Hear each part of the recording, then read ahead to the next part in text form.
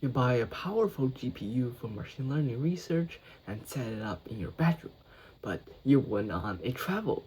In this guide, I will show you how to set up remote access to your GPU so it stays at home but usable from anywhere from anyone. There are 3 simple steps. The first is sudo update and then install the OpenSSH server. We are using DGX Spark with the default setting. And then let's allow the firewall to allow SSH. Let's configure IP and network identity. Let's type ifconfig and then find your correct network NIC. How to find it? Let us find those RX and TX packets being the most active ones. For example, this NIC network interface has 45 gigabytes of traffic. Therefore, we identified the Ethernet port to be this one. So our Spark is plugged in with a physical Ethernet cable, and then we identified it is this cable.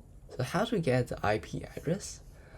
Find the inet field here, and then copy this 10.110, this IP address, and then also find your MAC address. It is called the Ether. So this MAC address is unique to your hardware.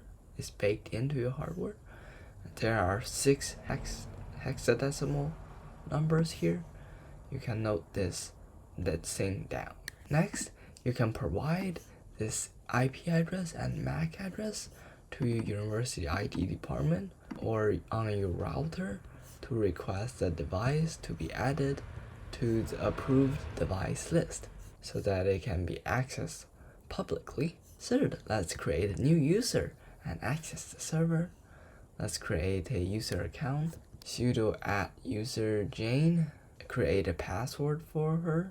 Jane1234. Jane1234. Let's press enter for the default. Press Y for yes.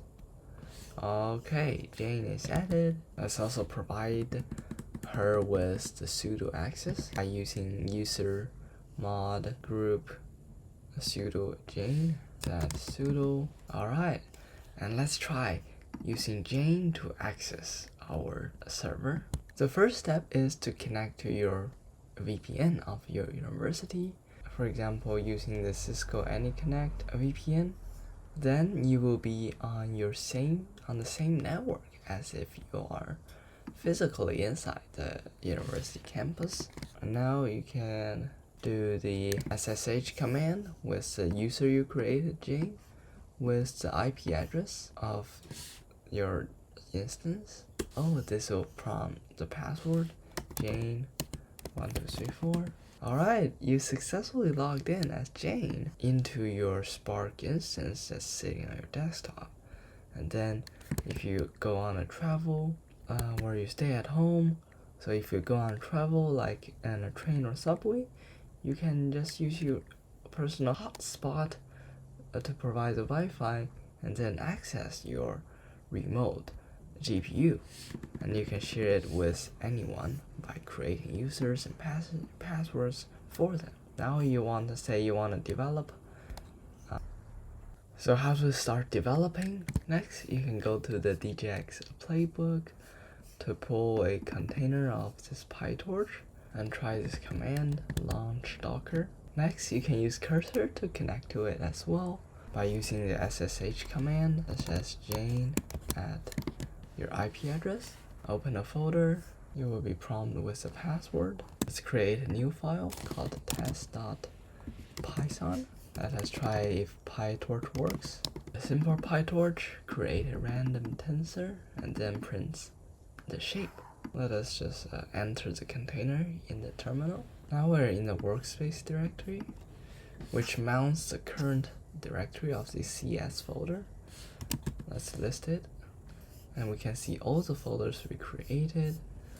Let's find our file. Let's use Python to execute this test.py file. Alright, it correctly prints the shape, and so meaning that the PyTorch is correct. We can print Now the actual tensor, using tensor, and let us run again.